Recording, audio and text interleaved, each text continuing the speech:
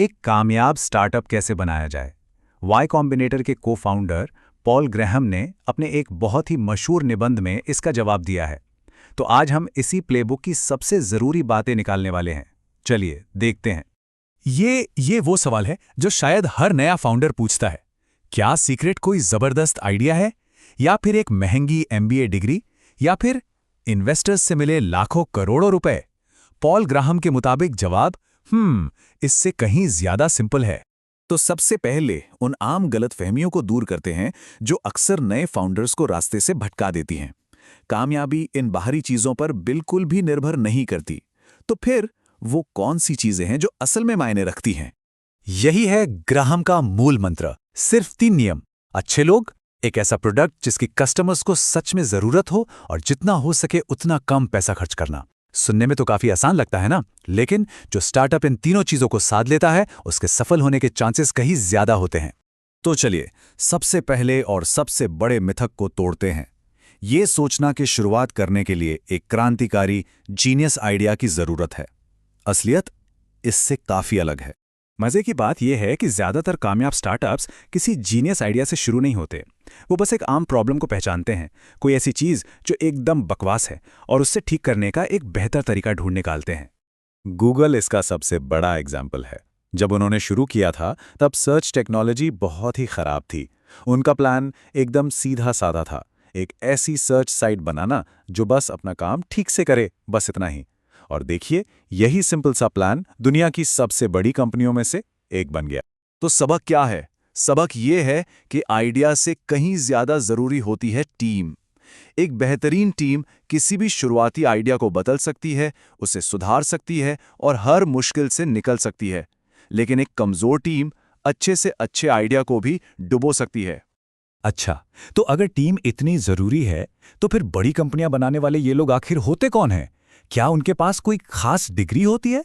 Graham का जवाब है नहीं। ग्राहम एक आइडियल स्टार्टअप एम्प्लॉय के लिए एक शब्द इस्तेमाल करते हैं, एनिमल। ये वो इंसान है जिसके लिए काम सिर्फ काम नहीं, एक जुनून है, एक ऑब्सेशन है। स्टार्टअप के शुरुआती दिनों के केओस में यही जुनून कंपनी को आगे बढ़ाता है। और ये जुनून आपको हर रोल में दिख सकता है। वो सेल्स पर्सन जो ना सुनने को तैयारी नहीं, वो प्रोग्रामर जिसे कोई बग ठीक किए बिना नींद नहीं आती, या वो पीआर पर्सन जो अपनी कहानी सुनाने के लिए किसी भी हद तक जा सकता है। ये सब एनिमल्स हैं। और पता है, आंकड़े भी इसी तरफ इशारा करते हैं। ग्राहम के निबंध के मुताबिक फोर्ब्स 400 की टॉप लिस्ट में एमबीए वालों से कहीं ज्यादा वो फाउंडर्स हैं जिनका बैकग्राउंड टेक्निकल है। मतलब साफ है कि टेक्नोलॉजी की गहरी समझ अक्सर एक बिजनेस डिग्री से ज्यादा कीमती साबित होती है। तो मतलब असल बात यह है कि किसी के बैकग्राउंड से ज्यादा जरूरी है अपने कस्टमर्स की नब्ज को समझना। अगर कोई ये कर सकता है तो समझो वो सही रास्ते पर है। तो ठीक है, आपके पास सही लोग हैं, अब उन्हें काम करने के लिए रिसोर्स चाहिए। और यहीं पे बात आती है पैसों की। लेकिन ग्राहम के लिए पैसा जुटाना कोई मंजिल नहीं है, बल्कि ये एक जरूरी पर बहुत खतरनाक काम है। इस खतरे को समझने के लिए खुद ग्राहम की कंपनी वाया वेब की कहानी से बेहतर कुछ नहीं। जब उनकी कंपनी याहू को बिकने ही वाली थी, तो एक बहुत बड़ी लीगल प्रॉब्लम की वजह से डील अचानक रुक गई। पता चला कि प्रॉब्लम ये थी कि उनके एक एम्प्लॉय ने सालों पहले किसी और कंपनी के साथ एक एग्रीमेंट साइन किया था, जिसके तहत उसके बनाए सारे आइडियाज उस दूसरी कंपनी के थे। सोचिए, एक कागज के टुकड़े ने उनकी पूरी कंपनी को दांव पर लगा दिया था। और मजे की बात देखिए, जब उन्हें मदद की सबसे ज्यादा जरूरत थी तो उनके अपने एंजल इन्वेस्टर्स ने ही हालात का फायदा उठाने की कोशिश की। ये एक कड़वा सबक था कि निवेश की दुनिया में हर कोई दोस्त नहीं होता। ग्राहम एक और चेतावनी देते हैं, इन्वेस्टर्स द्वारा लाए गए न्यूज़कास्टर सीईओ से सावधान रहने की।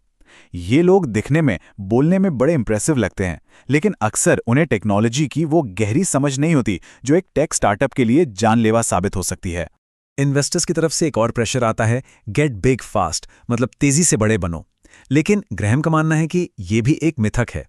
उनका तर्क है कि असली कामयाबी धीमी, सोची समझी और किफायती ग्रोथ से ही मिलती है। देखिए, तेजी से बढ़ने का मतलब है अंधाधुंध पैसा खर्च करना, जल्दी जल्दी हायरिंग करना, और ये एक जाल बन सकता है।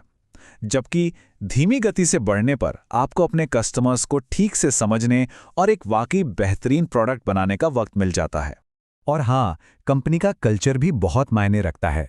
महंगे ऑफिस और फैंसी कुर्सियों वाला लॉ फॉर्म वाइब बनाने से कहीं बेहतर है एक ग्रेड स्टूडेंट वाला माहौल बनाना, जहां सारा फोकस काम पर हो, ना कि दिखावे पर।